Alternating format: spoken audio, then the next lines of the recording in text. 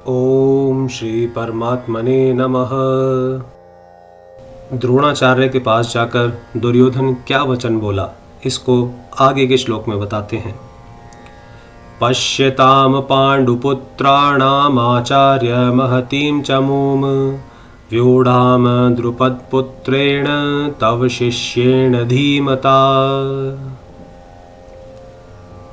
यहाँ आचार्य, द्रोण के लिए आचार्य संबोधन देने में दुर्योधन का यह भाव मालूम देता है कि आप हम सबके कौरवों और पांडवों के आचार्य हैं। शस्त्र विद्या सिखाने वाले होने से आप सबके गुरु हैं।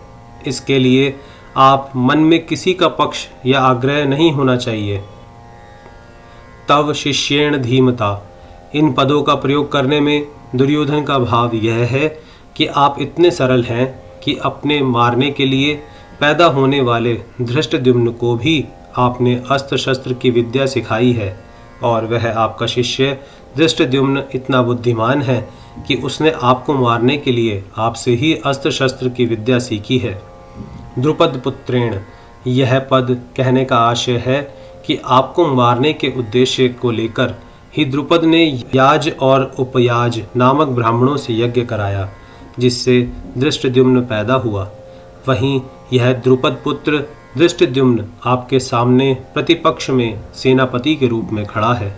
यद्यपि दुर्योधन यहाँ द्रुपद पुत्र के स्थान पर धृष्टद्युम्न भी कह सकता था, तथापि द्रोणाचार्य के साथ द्रुपद जो वैर रखता था, उस वैर भाव को याद दिलाने के लिए दुर्योधन यहाँ द्रुपद पुत्रेण शब्द का प्रयोग करता है कि अब वैर निकालने का अच्छा मौका है। पांडुपुत्राणाम एताम व्यूढ़ाम महतीम चमूम पश्य, द्रुपद पुत्र के द्वारा पांडवों की इस व्यूहकार खड़ी हुई बड़ी भारी सेना को देखिए। तात्पर्य है कि जिन पांडवों पर आप स्नेह रखते हैं, उन्हीं पांडवों ने आपकी प्रतीक्षा में खास आपको मारने वाले द्रुपद पुत्र को सेनापति बनाकर व्यूह रचना करने का अधिकार दिया है।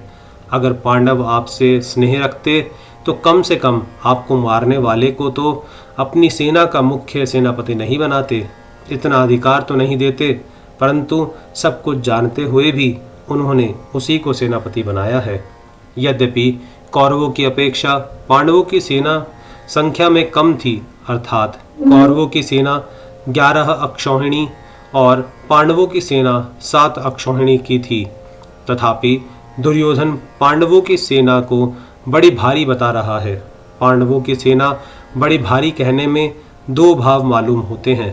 पहला, पांडवों की सेना ऐसे ढंग से व्यूहकार खड़ी हुई थी जिससे दुर्योधन को थोड़ी सेना भी बहुत बड़ी दिख रही थी, और पांडव सेना में सबके सब योद्धा एक मत के थे। इस एकता के कारण पांडवों की थोड़ी सेना भी बल में उत्साह में बड़ी मालूम दे रही थी।